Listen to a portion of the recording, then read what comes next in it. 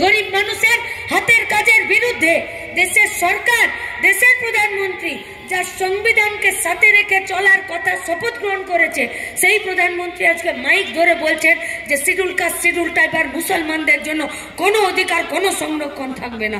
পারবো তো বাঁচতে আমরা 1618টা ভাষার দেশে? পারবো তো আমরা? 6040টা শুধুমাত্র জাতিগত ভাগ আছে আমাদের দেশে?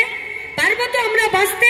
যেখানে 6টা বড় ধর্ম, বড় 6টা জনগোষ্ঠী আছে, 29টা লাল দাগ ক্যালেন্ডারে পড়ে সারা বছরে, যেখানে সেন্ট্রাল গভর্নমেন্টের ছুটি থাকে, তার মধ্যে কতগুলো ধর্মের ভিত্তিতে আর কতগুলো সংস্কৃতির জন্য, কতগুলো স্বাধীনতা সংগ্রামের জন্য।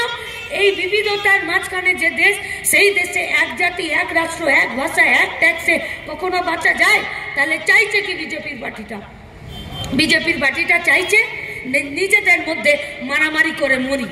বিজেপির পার্টিটা চাইছে যে গোটা देश, सही देश संविधान अनुযায়ী चलবে ना, वो देश मनुवाद का हिसाब से चलेगा। तो हम लोग भी ये बीजेपी को बोलना चाहते हैं कि तुम लोग मनुवाद का किताब से जो घृणा का पाठ तुम पढ़ाना चाहते हो, सबर करो। 4 জুনের পরে পার্লামেন্টে তোমাদেরকে সংবিধানের পাঠ আমরা পড়িয়ে ছাড়বো।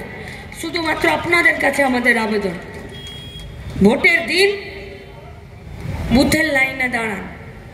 এই তৃণমূলের লুট বন্ধ করতে গেলে বুথের লাইনে দাঁড়াতে হবে আর মাথা মন পরিষ্কার থেকে ভোটটা দিতে হবে। তৃণমূলের লুট পঞ্চায়েতের ভোট থেকে নবান্ন পর্যন্ত, আর সরকারি চাকরিতে কত বড় নির্লজ্জ দোকান কাটা বেহায়ার পার্টি হলে আজকে সুপ্রিম কোর্টে গিয়ে গদগদ কণ্ঠে বলছে যে 8000 ভুয়ো মাস্টার দিদিমণিকে চাকরি দিয়েছি। কত বড় দোকান কাটা নির্লজ্জ পার্টি হলে এই পার্টি বুক ঠুকে বলতে পারে যে 8000 स्कूल बंद कर दिए, 21000 मदर दुकान खुलेची।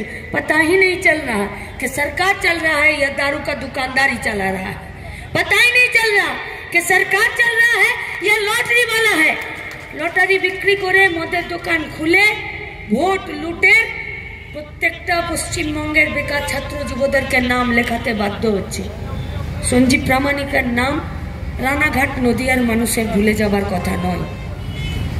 ইতিহাসে এমএ পাস করা একটা বেকার ছেলে